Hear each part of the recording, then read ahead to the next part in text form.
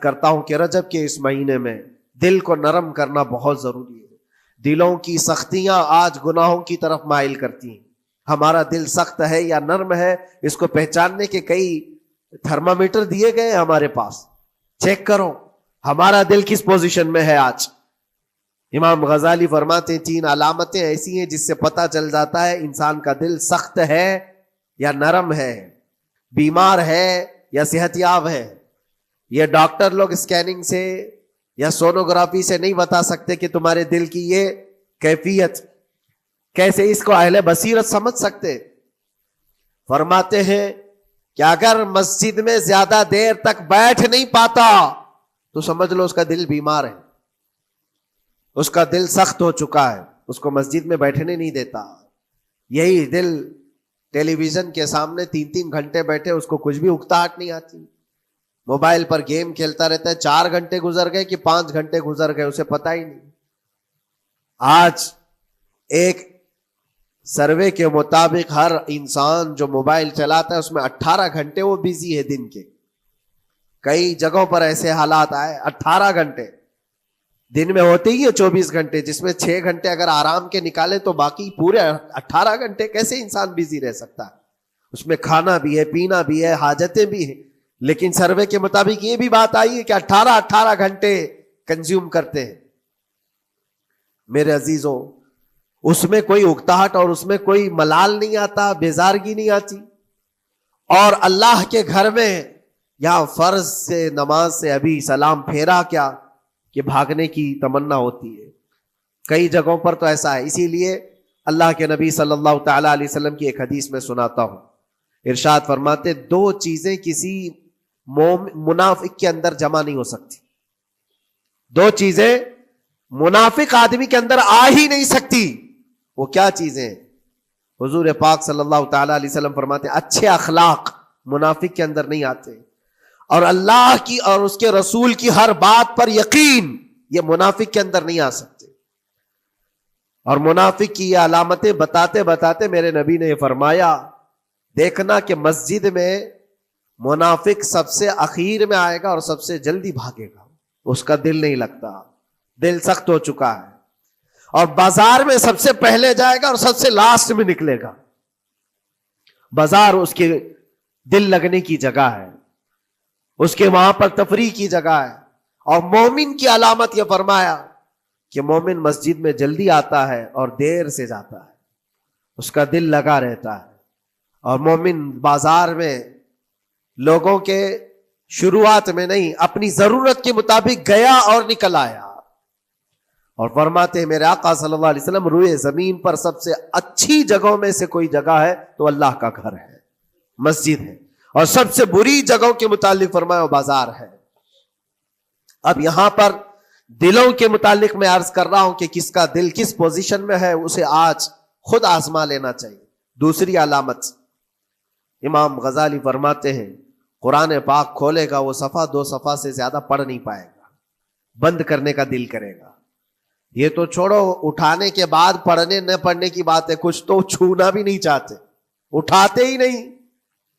سال پورا ہو گیا تو قرآن پکڑتے نہیں، تو پھر دل کی کیفیت کیا ہو چکی ہوگی؟ دل کیسا مریض ہوگا؟ بعض لوگ ہم سے یہ کہتے بھی تھے کہ حضرت پڑھنا تو آتا نہیں، کیا کریں گے قرآن کا؟ کہا اٹھانا تو آتا ہے. میں نے ان سے پوچھا قرآن اٹھانا تو آتا ہے، جب قسم کھانے کی بات ہوتی ہے تو کیسے قرآن اٹھا لیتے ہو، سر پہ رکھ لیتے ہو؟ اسی طرح سے قرآن کو ہی اٹھا کر کے سینے سے لگا کر اللہ کی بارگاہ میں دعا کرو کہ مولا میرے دل کے دروازے کھول دے. اور قرآن کوئی سخت چیز نہیں ہے، اللہ وعدہ فرما رہا ہے ہم نے قرآن یاد کرنے کے لیے آسان بنایا ہے. کوئی یاد کرنے والا؟ وہ خود قرآن تمہارے دل میں اتر جائے گا. کوشش کرو.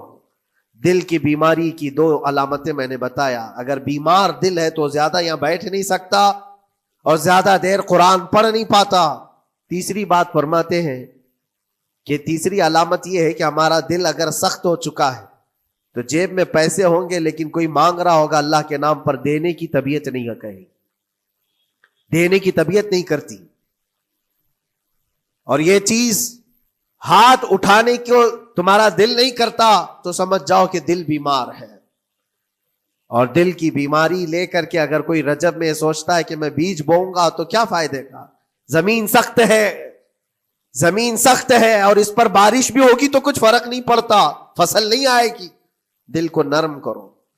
اور ایک علامت میں بتاؤں، اور ایک علامت کہ دل نرم ہے یا سخت ہے، اس کی ایک علامت یہ بھی ہے، اللہ کا جب ذکر کرے، جنت کا جب ذکر کرے، جہنم کے عذابات کا ذکر کرے، قبر کے معاملات کا ذکر کرے، حشر کے سوالات کا ذکر کرے، تو اس کی آنکھیں ڈبڈبا جائیں اور آنسو نکل آنے لگیں۔ قرآن کی آیتیں سن کر کے اس کا دل ہلنے لگے اور آنسو آ گئے، تو سمجھ جاؤ کہ اس کا دل نرم ہے، ابھی اس کا دل بیمار نہیں ہوا، ابھی اس کا دل بیمار نہیں ہوا۔ لیکن یہاں تو پوزیشن الگ ہے، سچویشن الگ ہے۔ ہم تو پتہ نہیں کن کن چیزوں میں رو لیتے ہیں، لیکن اللہ کا کلام سنتے ہوئے کسی کے کان پر جوں بھی نہیں رینگتی۔ لوگ تو گانوں پر تھرکنے والے اور نغموں پر اچھل کود کرنے والے وجد کی بات کرتے ہیں، لیکن اللہ کا کلام پڑھنے پر کوئی کسی کو وجد کیوں نہیں آتا؟ یہ ایمان کی علامت ہے۔ قرآن میں اللہ نے فرمایا وَإِذَا تُلِيَتْ عَلَيْهِمْ آيَاتُهُ زَادَتْهُمْ ایمانا، جب اللہ کی آیتیں ان پر تلاوت کی جاتی ہیں، مومنین پر، ان کا ایمان بڑھ جاتا ہے۔ کیا آپ امام کے پیچھے قرات سن کر کے اپنے دل میں ہلچل محسوس کرتے ہیں؟ سننے کی طبیعت کرتی ہے؟ بلکہ ادھر نماز پڑھ کر کے جانے کے بعد آدھے گھنٹے کے بعد پوچھے آج پہلی رکعت میں کیا پڑھا تھا، دوسری رکعت میں کیا پڑھا، آپ کو پتہ ہی نہیں رہتا، یاد ہی نہیں امام صاحب کیا پڑھ رہے تھے، میں تو دکان کا حساب کتاب کر رہا تھا، کیا خبر ہے کہ انہوں نے کیا پڑھا؟ تو قرآن کو توجہ سے پڑھے ہوتے تو تمہارے دل میں بھی وہ باتیں اثر کر رہی ہوتی۔ میرے عزیزوں، کتنے ایسے لوگ ہیں جو صرف اور صرف قرآن پاک کی تلاوت کی وجہ سے دلوں کو نرم کر دیا گیا ہے۔ میں اسی بات پر آج فوکس کر کے ختم کر دوں گا۔ رجب المرجب بیج بونے کا موسم ہے، تو دل کے نرمی کے ساتھ ہی بیج بو، کیونکہ یہ زمین ہے تمہاری، اور زمین نرم نہ ہو تو کتنی بھی نیکیاں کرو کیا فائدے کی؟ دل سخت ہے، گناہوں سے لبریز ہے، اور دل کو نرم کرنے کا علاج دو چیزیں بتائی گئی، کریں گے انشاءاللہ۔ دو چیزیں بڑی آسان ہیں۔ اگر دل کو نرم کرنا ہے تو دو چیزیں فرمائی گئی، کثرت سے قرآن پاک کی تلاوت کرو یا کثرت سے میرے نبی پر درود پاک پڑھا کرو۔ دو چیزیں کر کے دیکھو، تمہارا دل نرم ہو جائے گا۔ اور بھی دوسری علامت، دوسرے علاج بھی میرے آقا نے فرمایا۔ ایک صحابی آئے تھے، انہوں نے عرض کیا یا رسول اللہ صلی اللہ علیہ وسلم، لوگ آپ کے پیچھے نماز پڑھتے ہیں تو زاروں قطار رونے لگتے ہیں، جب آپ دعا کرتے ہیں تو وہ دھاڑے مار کر کے روتے ہیں، میں کبھی رو نہیں پاتا، میرا رونا نہیں آتا، میں بھی قرآن سنتا ہوں، میں بھی آپ کے پیچھے نماز پڑھتا ہوں۔ تو حضور پاک صلی اللہ علیہ وسلم نے فرمایا تمہارا دل سخت ہو گیا ہے، تمہارا دل سخت ہو گیا ہے۔ انہوں نے کہا کیا کروں، علاج کیا ہے اس کا؟ وہ مسیحا امت ہے میرے آقا، ہر ایک کا علاج جانتے ہیں، کس کو کون سا علاج دینا ہے۔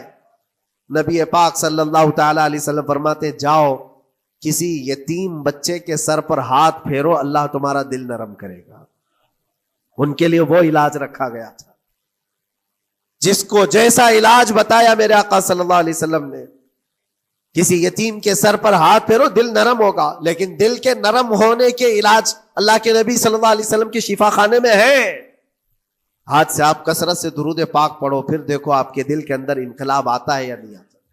آپ کے چہرے کا نور بڑھ جائے گا، زبان کا اثر بڑھ جائے گا، عمل خیر کی طرف رغبت بڑھ جائے گی۔ کثرت سے جب بندہ حضور پاک صلی اللہ علیہ وسلم پر درود پڑھتا ہے، اس کی زبان سے جھوٹ نکل جاتا ہے، گالی اس کی زبان پر نہیں آ پاتی ہے، کیونکہ وہ پاک کرتا چلا جاتا ہے اپنی زبان کو اللہ کے نبی کا نام لے کر کے۔ میرے عزیزوں، اس میں دقت کیا ہے درود پاک کثرت سے پڑھنے میں؟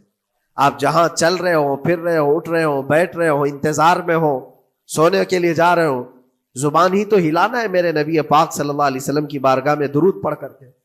اور ضروری نہیں ہے کہ بہت لمبے لمبے درود پاک آپ کو یاد کرنے ہو، صلی اللہ علیہ وسلم بھی پڑھ لیا تو یہ درود پاک ہے، یہ درود پاک ہے۔ یا تو پھر الصلاۃ والسلام علیک یا رسول اللہ کہتا ہے تو یہ بھی درود پاک ہے، درود پاک ہے یہ۔ اور دل جب نرم ہو جائے گا تو انشاءاللہ العزیز آپ اس کے اثر بھی دیکھیں گے، اس کے اثر بھی دیکھیں، کیسے کیسے لوگوں کی بات میں کروں میرے